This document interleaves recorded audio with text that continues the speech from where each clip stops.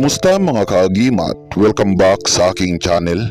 Sa video natin ngayon ay ating pag-uusapan ang tungkol sa gahong birtudis nitong agimat mutya ng tinagong dagat at kung papaano ito alagaan para mas lalong lalakas pa ang taglay nitong mahika gahong.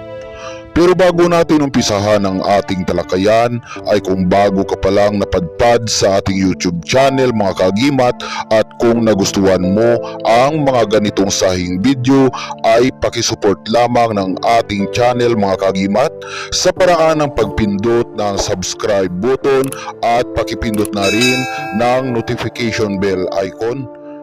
Para kung may mga bago tayong upload na mga video ay palagi po kayong updated. Ang tinagong dagat ay isang tanyag na destinasyon ng mga umaakyat sa kabundukan lalo na dito sa Iloilo mga kaagimat. Ang tinagong dagat ay isang lawa ng bundok na matatagpuan sa mataas na talampas.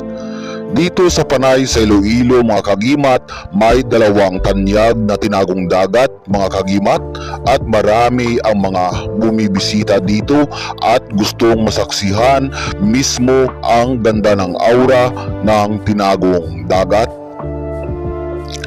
Lalo na kung sa Semana Santa o Holy Week mga kaagimat, marami ang bumibisita dito. Ang isang tinagong dagat ay makikita sa Barangay Ungyod sa Miagao, Iloilo, Danau sa Miagao, habang ang isa naman ay makikita sa Barangay Kabatangan sa Lambunaw. Marami ang mga istorya o mga kwento tungkol sa maalamat na tinagong dagat na ito mga kaagimat. Sa mga matatanda, madalas maririnig mo ang mga salitang rako nagaistar dyan kara nga mga engkanto, diwata, maligno, bawa, kamakama, kag iba pa nga mga taglugar, mga hindi makita sa mga mata sang ordinaryo nga tawo. Ang salita na nabanggit ay wika sa Karaya mga kaagimat. Kapag matranslate ito ay nagpapahiwatig na ayon sa mga matatanda, marami daw mga engkanto, diwata, maligno, bawa, kamakama ang nakatira sa maalamat na tinagong dagat na hindi makikita ng mga ordinaryong mata ng isang aura at ang may kakayahan lang na makakita nito ay yung bukas ang ikatlong mata nito mga kaagimat. Ang tinagong dagat ay may sikretong agimat din na pwedeng makuha katulad ng mutya, hiyas, trabongko at sibol mga kaagimat at kadalasan kung swertihin ay dito pa madalas makuha ang mga sangkap na asugi.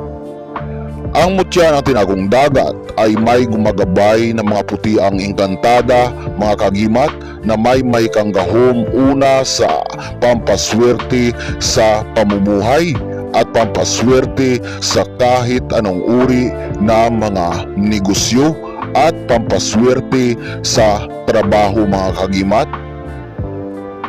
Proteksyon pangkalahatan at depensa laban sa mga masasamang elemento, nagpapalakas ng dungan at kalooban, nagpapaliwas ng mga hindi inaasahang mga panganib at mga sakuna, pampataboy ng kamalasan sa aura ng tahanan at tumutulong ang may kagahom nito sa pagbalanse ng ating mga tagsang chakra mga kagimat.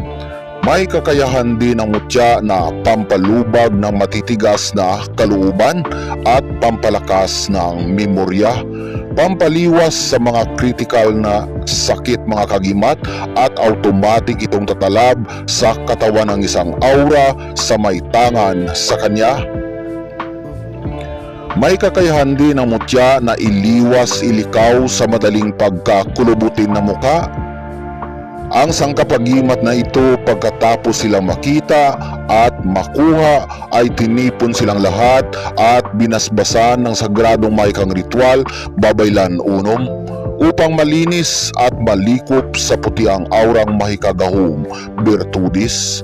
Sa pampalakas at pampaamo ng mutya mga kagimat ay pahiran lamang ito ng divine oil aura sa araw lamang ng Biyernes mga kagimat. Pero kapag sakaling matagal na sa iyo ang sangkapagimat ay kahit sa isang buwan ay isang Biyernes mo na lang ito pahiran ng divine oil aura babaylan unom. At sobrang dami pa nitong magagawa mga kagimat na matutuklasan mismo kapag sakaling tangan ang sangkap agimat na ito.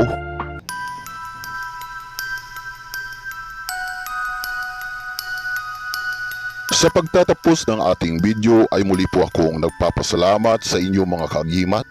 Naway pagpalain tayong lahat ng mga putiang aura at mabubuti ng ating dakilang Diyos makapangyarihan. Ilayo sa mga sakit, iliwas sa mga hindi inaasahang mga panganib, at likupin ng kabanal-banalang birtudis niyang gahom at ibuhos ang swerteng bugna.